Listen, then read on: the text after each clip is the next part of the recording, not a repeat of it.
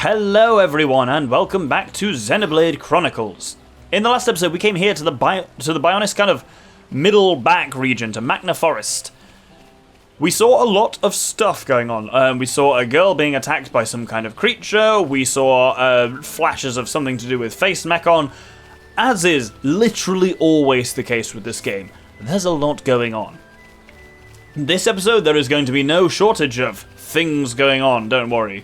I'm vaguely on the lookout as well. To the left here are where... Oh, there's a Dinos, a Plasma Dinos. So Dinos are weird, like, elemental... oh, Jesus.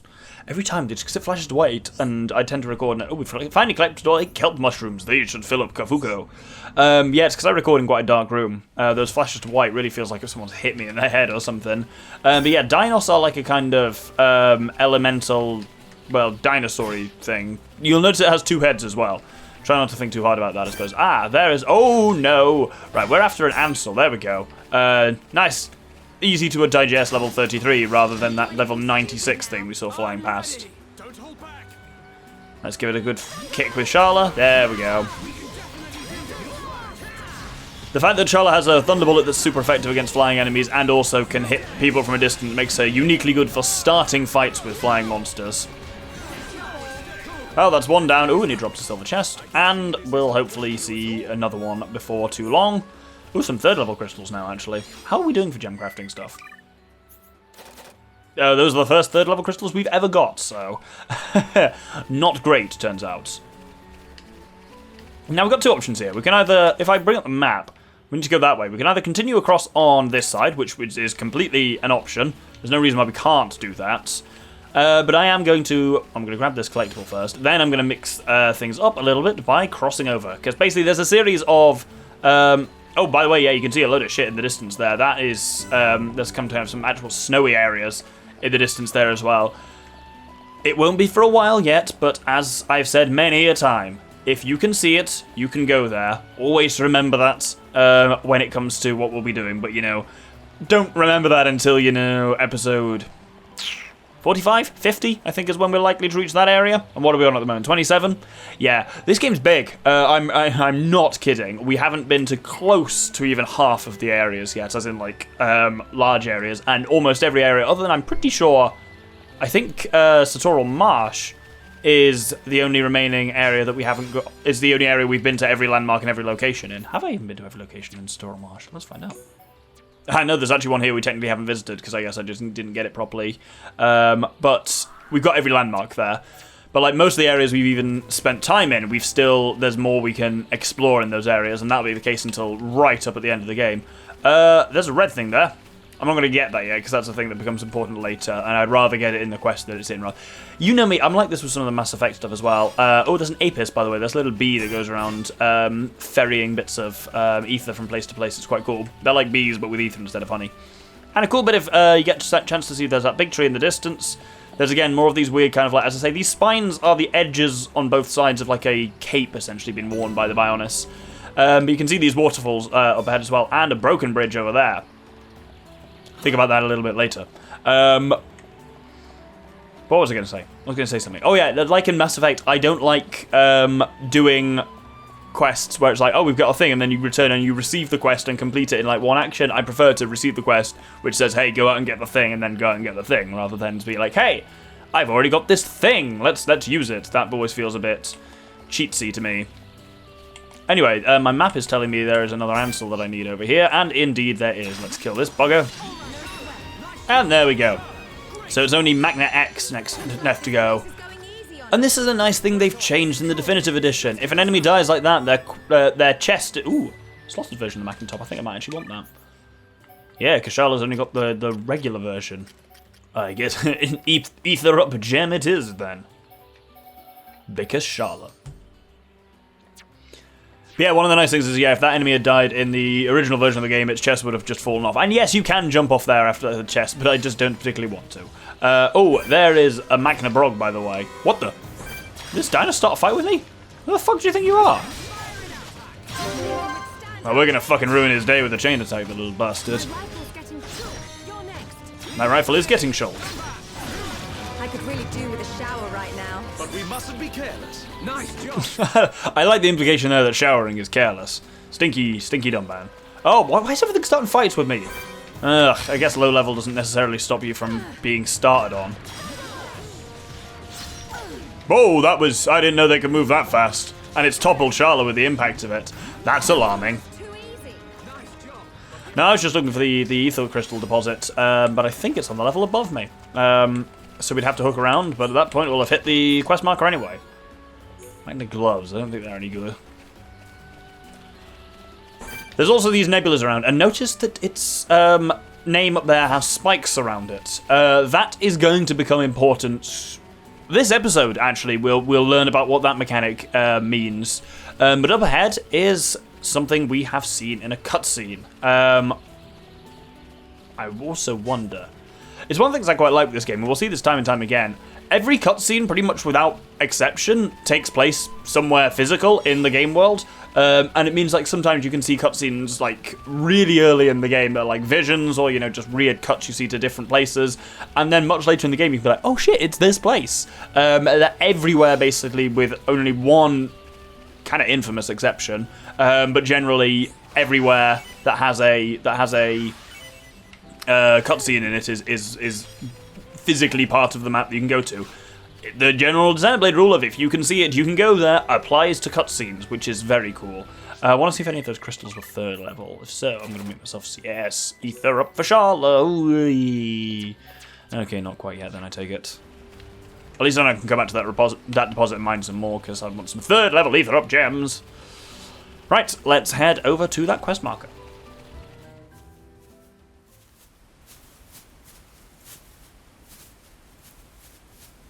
Over there.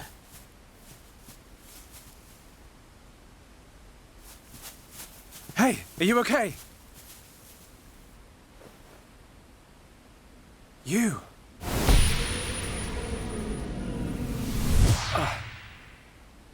Shulk, what's wrong? Another vision? Kind of. I'm not sure. But first, she needs help. You're right. Let's look for somewhere safe. There, I see a clearing under a giant tree. We can easily watch for anything approaching. Okay. I'll carry her.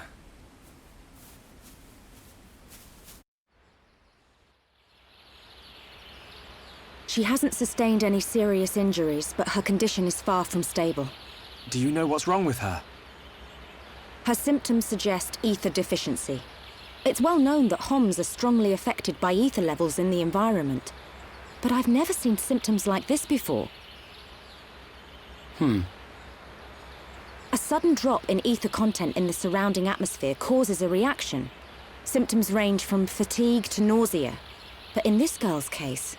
What can we do? We're gonna need water-type ether crystals. I'll load the crystals into a cartridge to shoot from my rifle. Eh? You're gonna shoot her? No, silly. I'll fire them into the air and the dispersed ether will heal her. That's what I thought. But the problem is the crystals. We can't just use any old crystal. They must be as pure as possible. This area must have a water source nearby. We should search there first. I spotted a waterfall a little way back. What do you think, Charlotte? Would a waterfall produce pure crystals? I can't think of a better place. Then it's decided. I'll search for the crystals. Hey, you're not going on your own. I'll be okay. I need you to look after the group. We're short on water too, so I'll fill up our flasks. Hey, good idea. Take care, man.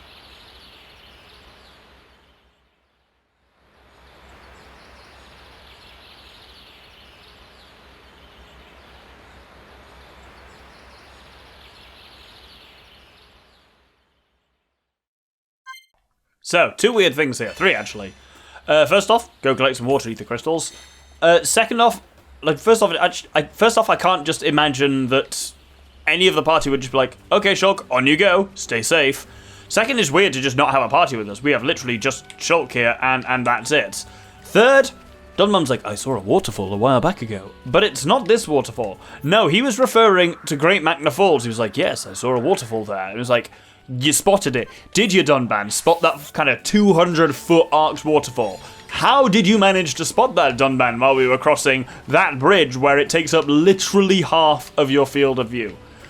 What a remarkable man he is. But indeed, this is where we are looking for. The crystals we're looking for, you can actually just see them down there. And we have this very slow switchback road that goes down, and absolutely the temptation is to do precisely what I'm doing, which is drop off. As ever, remember that if you land in the water, you will be fine. I'm not... Okay, well, let's find out if I can land in the water. I'm not sure I'm going to make that. Oh, this can be real close. Whoop! Yeah, there we go. I'm just too impatient to walk down and, I was under attack by quad wings. Now is not a time to fight people as well when you're, like, just shulk. But this gives us a landmark of the lakeside. And here's the weird thing. There's quest ether crystals and there's regular ones. So we can actually just harvest this water ether deposit like we do. And then get the quest item, which is pure water ether crystals.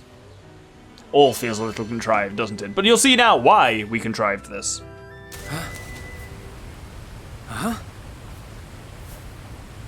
Who are you? Hello there. Hello. How unusual. It is quite rare to see a Homs in this region.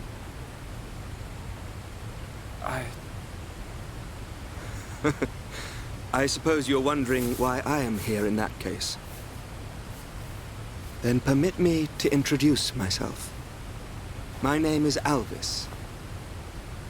Alvis? My name's... It's Shulk. Isn't it? How did you know that? Wielder of the Monado, defender of Colony 9, the hero that has every mechon running. You're famous amongst all Homs. I know you from somewhere.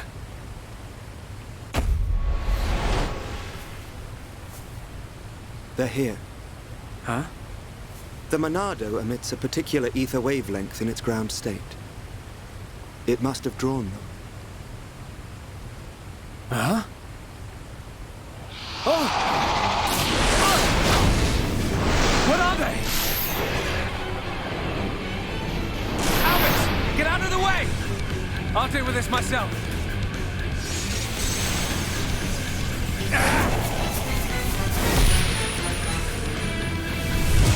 From the left?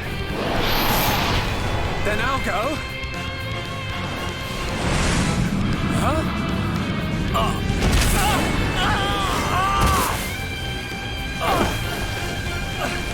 How? Now, from above!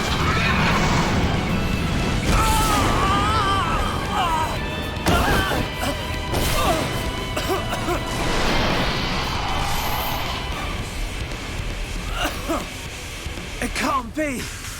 I saw its movement before it struck! How can it... It is a Telephia. Telephia? They can read your mind. Whether you have a vision or not, if they know your next move, it's all in vain. You know about my visions? How could you possibly... There is only one way. Stop it in its tracks, then dull its perception. No, Alvis, stop! You don't know how to... Huh? A new symbol?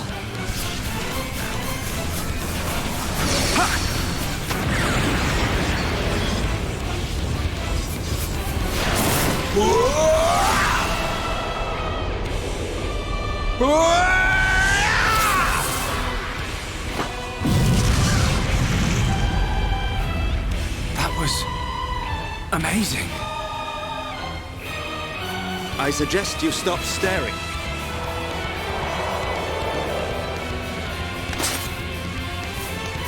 The sword is yours to wield. What was that light? The Monado does not control itself. You control it.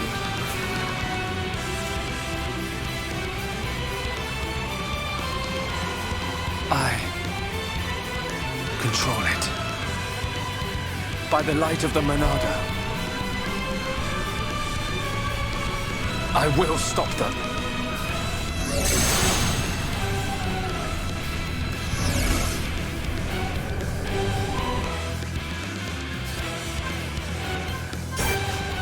New art learned from Shulk, Monado Purge. Using Purge removes a monster's aura and temporarily prevents them from activating another aura. A Telethia's aura Soul Reach is particularly strong. Use Purge to eliminate it before attacking. So, as I imagine, you will have a lot of questions here, especially because we have seen Alvis before. Cast your mind back to the end of the Ether Mine, the first time we saw the Alvis, also the first time we saw Telethia. Very briefly there, but the two are potentially related. As the game says, we now have Monado Purge for removing auras, and Telethia come with a particularly infuriating aura, which it says is called Soul Read. It's how they know what you're going to do, basically. But we can purge it like that, and that removes its aura. Basically, what it does is, it kind of varies, but with these guys, what Soul Read does is makes it so that they have very high evasion and sometimes deal spike damage to as well. So Telethia Tail on Shulk, that is going to miss. That's fine, I don't know why you're even giving me a vision for that. Everyone's having a bit of a shocker with agility at the moment. So there we go, we at least changed the future on him. So let's purge this next one. The game, as ever, which it didn't do in the kind of non-definitive edition version, will tell you if an enemy has, again, it's going to miss. I guess it just gives me a vision whenever they do that. Oh, didn't mean to warn him. There we go. Physical damage or large amount of physical damage. I'll have large amount of physical damage then. Yeah, Alvis is fighting alongside us for now. But yes, obviously these guys you can see when they've got Soul Read active, they glow green. But even if they don't, you can see you get the kind of chance warning that that Monado Purge will be useful, which is very handy. Not the easiest fight here because, well, we have a glass cannon, we have a guy who basically does extremely little. But there we go. Let's see what we can do with a chain attack. Let's do a backslash into its face, and we'll do Lost Ray again there. Well, you see now, Shulk? Thank you. Hey, wait a second. More importantly, where on Bionis did you learn to use the Monado? They were not the primary Telethia. Merely its spawn. The primary Telethia dwells elsewhere in Magna Forest. Is it wounded? I see. The Telethia is hurt and lies in rest, wounded by a girl. A girl? The Monado is a divine sword capable of disturbing the very fabric of existence. Of both the material and the immaterial. Alvis, how do you know so much about the Monado? Who are you?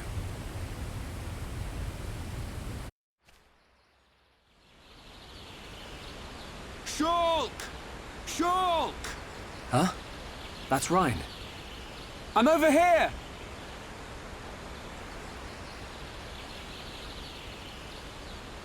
Shulk, we looked all over for you. Thought you'd been eaten by the forest. Sorry, Ryan. I got attacked by Telethia. If it hadn't been for Alvis, I wouldn't have survived. Alvis?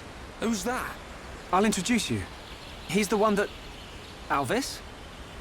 But he was... There's no one here. I'm telling you, he was right here. He even taught me how to unlock a new power from the Monado. Just you and me, Shulk. Ain't no one else around. You probably passed out from dehydration and dreamt this guy up. Come on. Wait till the others hear this. He was here, Ryan. I didn't dream it. I'm not lying. Okay, okay. I believe you. And while you were having fun with your imaginary friend, did you find any ether crystals? Yes. Good quality ones, too. Perfect. Come on. We should hurry them back to Sharla.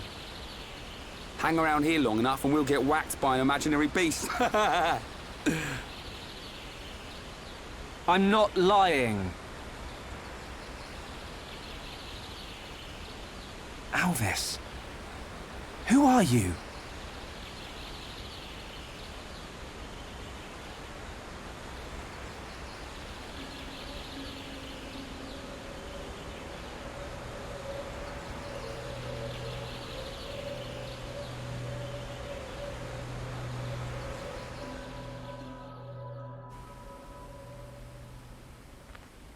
An enemy that renders your visions useless. This forest holds many surprises. Not least creatures we've never seen before. And now we know there is another who can use the Monado. Yeah. I can't wait to meet him. So you weren't just having a sneaky nap then? No! I'm just saying. You and Dunban are the only ones I know that can wield the Monado. How would this guy know how? Okay, locked and loaded. Everyone, stand back.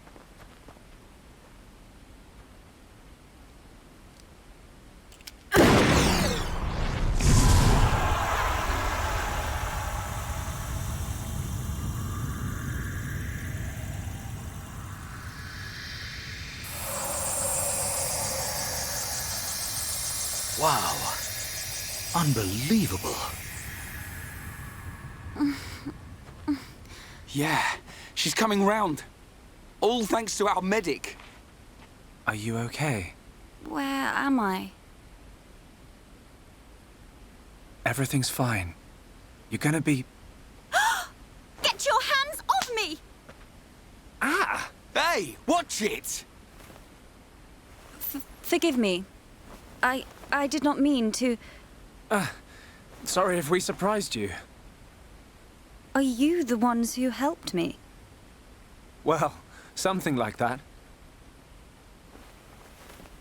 Excuse me. My name is Melia. Forgive my indiscretion. I have not had the pleasure of coming into contact with the male Homs. Coming into contact? Hey, Shulk, you're creeping this lady out. Shut up, Ryan. This large one is far worse. Me?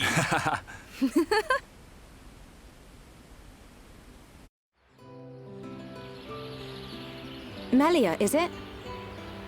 How did you get here then? What, is there no one with you? I must apologize, but my situation does not concern you. And I shall not be divulging anything to common passers-by. Duly noted, your ladyship. But if I were to be so bold, I'm guessing that you didn't come here alone. And you weren't just taking an afternoon nap. And what, may I ask, are you doing here? It is rare to see Homs venture this deep into Machna Forest. We're traveling to the head of the Bionis. We've got a long journey ahead of us. The head of the Bionis? We were just figuring out how to get there when we found you. I see. Then permit me to return the favor by aiding you in your quest. Really? There is only one path to the head of the Bionis. It is the path that leads to Erith Sea.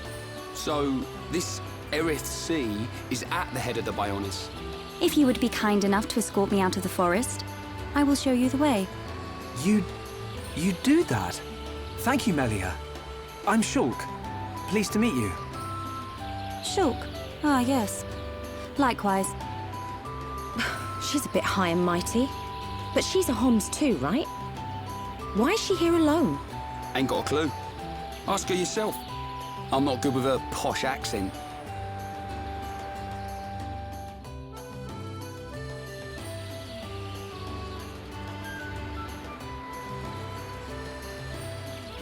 We shall travel to the Nopon village. Nopon village? That's where we've been heading. We reckon it's our best chance of making it to the top. Since inhabiting the region, the Nopon have been a great help. You can travel to Erith Sea from their village. It's settled. We'll make our way to the Nopon village. Very well. The Nopon inhabit a giant tree. If we follow this trail, we will be safe.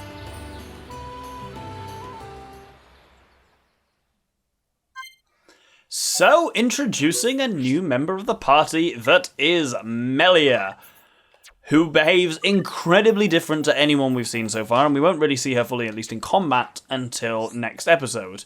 Oh, and also, by the way, it's letting us know here, beware of monster with spike abilities. From Magna Forest onwards, you will encounter monster with spike abilities. And this is what, as it said, that the spikes around the name means. These monsters can automatically deal damage and inflict debuffs on party members in certain circumstances. Spike cannot be lessened by physical defense or ether damage.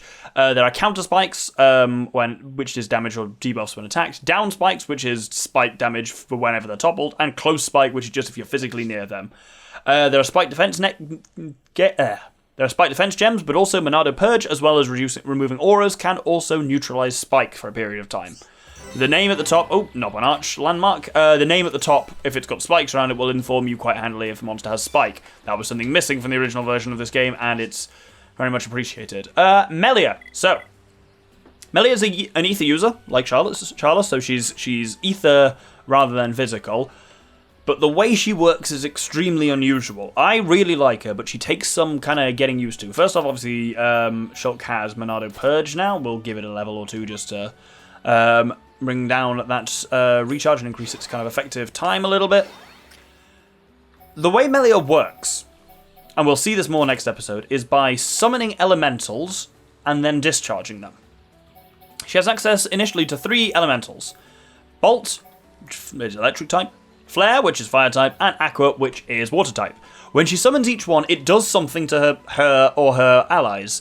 When she discharges it, it does damage. So summon Bolt, while it's summoned, grants ether up to nearby allies, and then when she discharges it, does ether damage to the target. Equally, like summon Flare, gives strength up to nearby allies, and when she discharges it, hits the target in an area of effect, and puts the blaze effect on them, which basically means they take damage over time. Equally, Aqua regenerates enemy allies around her and absorbs HP from the enemies when it's discharged. This is a really unusual way of fighting, and you just kind of have to get used to it, but I really like it. She's the type of ether user she is. Think of her as more like your kind of mage character from a kind of classic RPG. She also has Healing Gift, which she can basically give her own HP to someone else. Burst End we'll talk about when we talk about Element Burst next episode. Hypnotize sends enemies to sleep. Shadow Stitch binds enemies so they can't move. And Spear Break hits enemies and inflicts slow on them. Those are kind of a bit of kind of side ones. Her main deal is very much attacking with elementals. And indeed, this is what her talent art does. Elemental Discharge. Basically, once she summons an elemental with one of her blue arch, you then discharge it using her talent art. Her talent gauge is therefore always filled up, as long as you've got an elemental summoned. This, and we'll get onto this, makes her incredibly useful in chain attacks. I'm just going to tweak her art palette a little bit. So immediately I've leveled up all her summons as high as we can. You want to basically put all your effort into making sure those summons are as good as they can. They are Melia's primary way of attacking. Everything else we'll just put into whatever happens to be around. Skills-wise, as everyone does, she comes with 3 trees. Honesty, Serenity, and Reliability. Let's see which ones, if there's anything particularly interesting in here. She has a lot of things that will increase certain types of damage, like ether, poison damage, wind damage, and whatnot, electric damage, which come into play when she gets a greater range of elementals later, which she does. Yeah, we'll leave her on that tree for now. Charlotte also has unlocked something new, increases ether. Very nice. Oh, improves medium armor. That sounds very good for Charlotte. We can also do some skill links with Melia. What can she take from everyone? From Charlotte, she can have physical protect with Battlestar Affinity. Why not? From Shulk, she can get medium armor or restores HP to encourage ally. Let's go for medium armor. She can be somewhat handy in medium armor. Might as well take physical defense from Ryan and naked aggro from Dunban. Absolutely not. She neither wants aggro nor does she want to be unarmored. Everyone else can't get anything from her for now because she tends to only offer... Oh no, Dunban can get better healed by her, and that is about it because they all want the kind of star symbol, which she can't really get. With that, let's finally equip her. Her weapon is a staff, and this is what I kind of said earlier with don't pay too much attention to that, is that we got a staff before we unlocked Melia. It's funny how unlocks are basically just tied to areas rather than actually who is in your party or not. Her auto attack is hit with staff, which is not very useful because she is a primarily ranged thing, so don't focus too much on auto attack damage with her. Slots are key with Melia, because you'll have noticed we have stuff like Electric Plus, Blaze Plus, things like that. Those types of gems are really good on Melia because her attacks are all kind of elemental ones. To the point where I think I'm actually going to take Electric Plus off Sharla's rifle and put it on her because at the moment, definitely the best single attacking one we have based on research charge time, and what it does is summon Bolt, which is the electric type one. So Electric Plus, real handy for her, which means we'll need to put something else on Sharla's rifle. Well, teal seems kind of nice, just to keep her kind of topped up a bit. We can't change Melia's headgear for now, for whatever reasons, but we can change her various other bits of armor, and we can, of course, equip gems on her. Ether gems, of which we don't have a lot, as in Ether Up gems, are very handy on her. Other than that, I think HP Up is the main thing I'm going to go for, just for making her a bit more robust. Oh, actually, no, we've got a decent amount of Ether Ups. Let's put Ether Ups on her as well. He says that, but now realizes, is there actually anything better worth equipping on her? So she's only got light armor on for now, but we can put medium armor on her thanks to Shulk. But I don't think we've got a great deal of armor around because I sold most of it at those traders.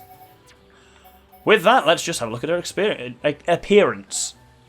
World Ender. Oh, that's a cool looking staff. Kind of Monado shaped. Is that the rain staff's type? Nice.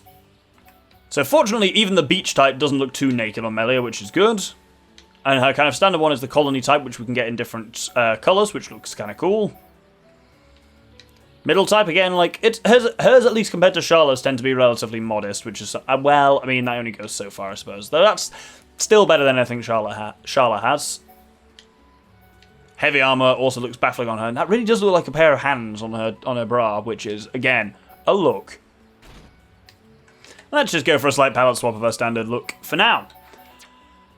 And I think we, with Melia kind of ready to roll, will actually hold the episode there.